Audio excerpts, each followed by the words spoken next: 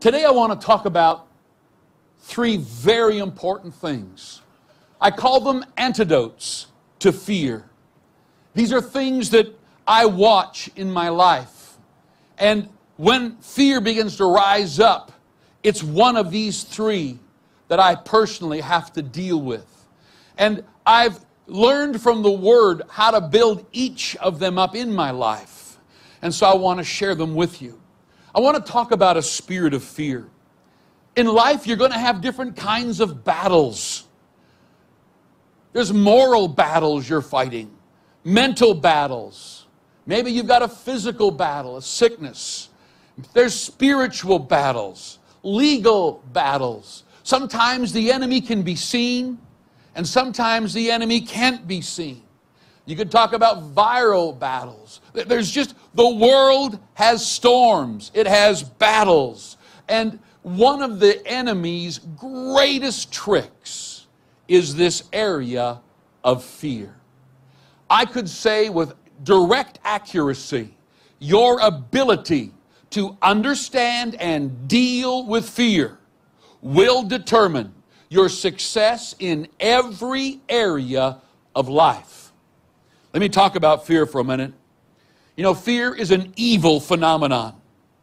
The world does not understand it. Psychology does not understand it. Psychiatrists, counselors, they don't understand it. By that I mean they can't understand how destructive and how to change what fear does to the human psyche, the emotions, the behavioral patterns, the relationships, that person's mind. Fear has no good purpose. It wasn't in the garden. We know that we have wisdom. We know that we can be concerned about things, that we need to look and be sharp, handle things with excellence. But when fear enters, everything changes.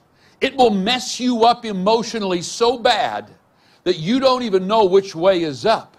You won't be able to control your emotions, and as emotions rise up, which are purely fear-based, you won't even know why it is. When you begin to bring fear into a relationship, when a person has a spirit of fear, that spirit will antagonize them and torment them and cause them to see things that aren't there. When it hits your physical body, it'll destroy your alimentary canal. It will shut down the systems of your body. And experts around the world agree, including the World Health Organization, that the majority of disease that is attacking us here in Canada today is because of fear. And the public and every person's inability to deal with fear. You see, where there is a spirit of fear, it transfers faster than any virus. And if you study warfare today around the world, you will notice that there is a kind of warfare that causes the enemy to be afraid and fight at nothing, make poor decisions because of the fear. When a spirit of fear rises up, that you've got to be careful of its transference. And you've got to be aware that when fear is allowed, a spirit of fear is allowed in a person, they will make wrong decisions, bad decisions, which means that if a person has a spirit of fear and their family gets spread and then the people around them, did you know that history shows us that entire countries could be taken out with a spirit of fear, and that if everybody there is afraid to do anything, say anything, if everybody there is afraid, and you can just pump the fear in, whichever way you can, that you can control a country. And if the population is afraid, and they begin to put pressure on leaders with a spirit of fear will make wrong decisions, decisions that can cost you the future, decisions that can cost lives.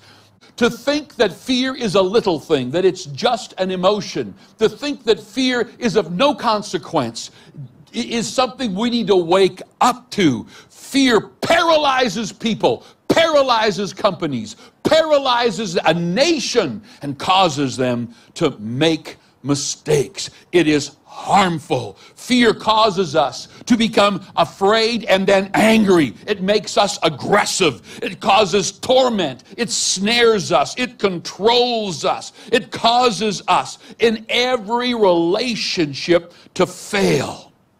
Have you met disturbed people?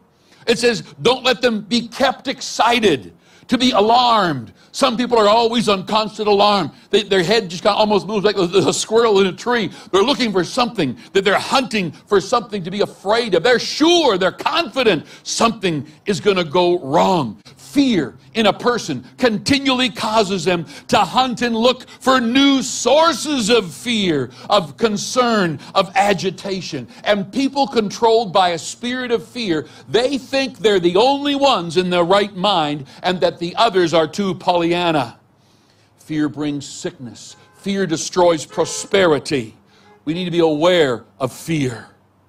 Now, when you as a person don't understand how fear works, you can listen to news outlets, to television stations, to people who begin to bring you news. And you need to understand that when you hear a newscaster talk about something or a reporter report on something, that if you want eyeballs on that piece of news, the more fear you can raise up, the more eyeballs you get.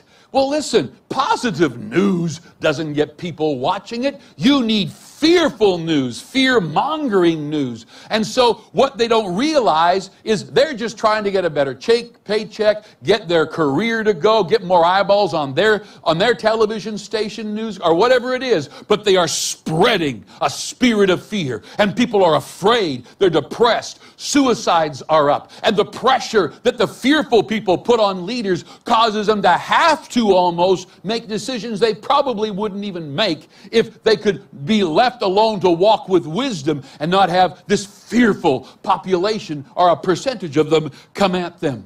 You and I need to walk our lives out in a way that we keep fear at bay. We need to walk what Proverbs says with understanding, with wisdom, with the right information. We need to be able to make decisions that last. And the decisions that we make are being made for generations of our kids ahead of us. These three antidotes are crucial. There's something you can begin to learn today. And I'll show you how to develop them. Because it's one thing to say it. It's one thing to repeat it. It's another thing to have it in your life. This first antidote is a spirit of power.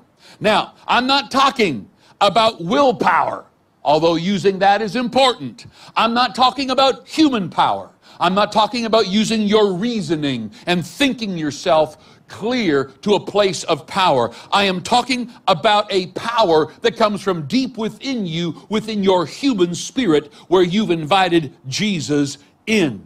You know, when fear begins to hit you, you feel powerless. This is the way to describe people who don't know how to rise up in spirit power, is that their knees begin to feel weak. I know because I've been here. None of us are immune from having had to deal with fear. And every new season ahead of you, there's a transition from where you are that you'll have to deal with fear as a single. Now you're going to have to deal with fear as a married. Now you're going to have to deal with fear as a father, as a mother. Then you're going to deal with fear in career. Then the sickness and the disease. And there's so many things that will try to rise up against us. And so you can feel a knot in your stomach. You feel weak in your knees. You feel like you're going to throw up. There's a tightness in your chest. And you get lightheaded as this fear rises up. There's just no way to handle things when fear is gripping you. You need to recognize you can access a spirit of power. And as you learn to access it, it can become the very culture of your life. I've discovered over the decades of pastoring and leading that there's multiple times where something would rise up. And as people begin to talk to you, and beware of the Chicken Littles in your life. If you know your nursery rhymes or your nursery stories, that Chicken Little, the sky is falling, the sky is falling, the sky is falling. And you kind of go, whoa, whoa, whoa, and just spreads fear. Look at it, analyze it, make sure you have the whole truth. You know, it's one thing to have a piece of truth. It's a different thing to have the whole truth. You can't make wise decisions without the whole truth. And so when people want to manipulate you, they give you a piece of truth. I tell the story often. I should probably write a children's book with it, about a lion, a little baby cub, that its mother gets killed, and a farmer in Africa finds it, this wee little thing, and takes it home, and the poodle, who has pups, actually accepts it, and this little cub grows up thinking it's a poodle, but it's a lion. And one day while it's out in the yard, it hears the roar of a real lion, and deep calls to deep, and something within its nature goes, this is not who I am. It does not need to pray for speed. It already has it. It does not need to pray for fangs. It already has it. It does not need to pray for claws. It already has it. It does not need to pray for speed. It already has it. Everything it needs is there. The only thing missing is to recognize you're not a poodle. You're a lion. And all of a sudden, all of your ability begins to come together. You have access to a spirit of power. The second antidote that is crucial, and you need all three, and you can track all three, every day of your life. That's why I listen to this message every day until you can sense it. It's a spirit of love. Now, I'm not talking about emotions. I'm not talking about how you feel. I'm not talking about this world's conditional love, which is, I'll do this if you do that, and I'll love you if you love me. God's love is unconditional. And so we need to understand that love is power. It's not an emotion. Did you know that when love rises up within you, there's a boldness? Now, what do you mean by that? Well, boldness means love means to value. If I love you, I value you. If I love my kids, I value my kids. And so why does it make us bold? I'll give you an example. A mom, petrified of snakes, walks into the nursery one day and sees the horrible sight of a viper going through the bars of that crib straight for her baby. The love that she has for her baby, the value that she has for her baby supersedes the value she has for her own life.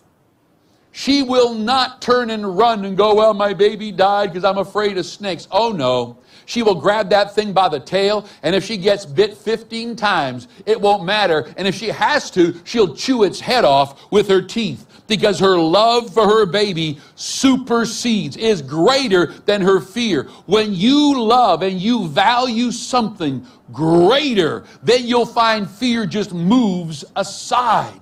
And herein is how we live our lives. We live our lives loving God, valuing Him, living our life with purpose. And as you do that, you learn to become outward focused instead of always looking at yourself and what you think about you and what happened in your past and who's not doing this for you and who's not doing that for you and what people think about you. As you begin to live that way, you literally cause depression and emotional problems to explode in your life.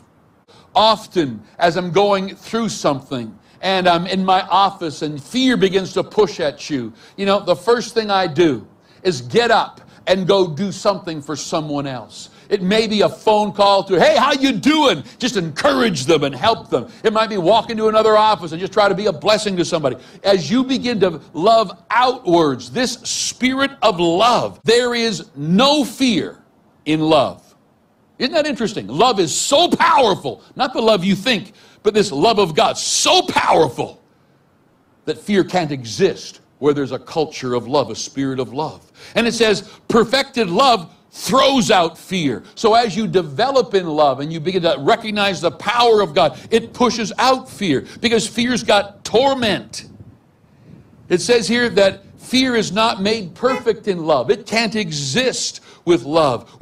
As a grandpa, a father, a husband, a friend, a pastor, I love people. And it behooves me to think of how much I love my wife, my family, my kids, my son-in-laws, my daughter-in-law, my grandkids. I mean, just saying this, I got to hold back the tears because I love them so much. If you struggle with fear, stop asking yourself all these dumb questions. Do I fit in? Am I special? What do people think about me? What about my past? How come? Stop. And start loving and valuing others. Start volunteering. Start doing things that gets your eyes off of yourself and on others. And you will begin a journey that you will overcome the fear that maybe you have been brought up in, or that you are so used to. All right, the third antidote that we need to understand, and these three, they work together. We need them all.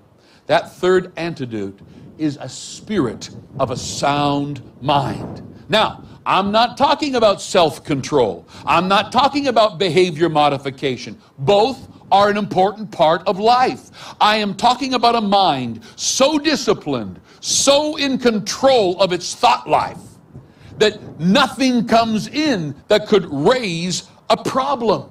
If you do not deal with fear, you will not get your mind to function properly. It will go crazy. It'll keep you up at night. It'll ramp up everything. It will be agitating. It'll snare you to never try anything new or big. You'll never risk because a spirit of fear controls you, holds you back. Few people are aware of the thoughts that come into their head. The thoughts go in and out as freely as could be. I love the cops show, watching these policemen, and I so respect them as they are going after a perpetrator, and they catch this little skinny guy. You think, he's easy, but it'll take 4 policemen to hold him down, to get those cuffs on and to capture him. And it reminds me that we are to take captive thoughts. If you do not make a decision to what thought is going through my mind, you can have so many thoughts going through your head that you're not even aware, and the emotions and the stuff that goes on because your head is out of control. And begin to listen to this. It'll raise a faith in you that you can have the spirit of a sound mind. You can have a spirit of love and walk. Love is an action word. You can have a spirit of power. Will people meet you? They go, man, what is different about you? And you go, what do you mean? Well, there's a confidence, a peace that only love in His presence, only a renewed mind. And go, man, what's going on? Let's not allow the enemy to take your life and to make you live an entire life. It can cost you your future.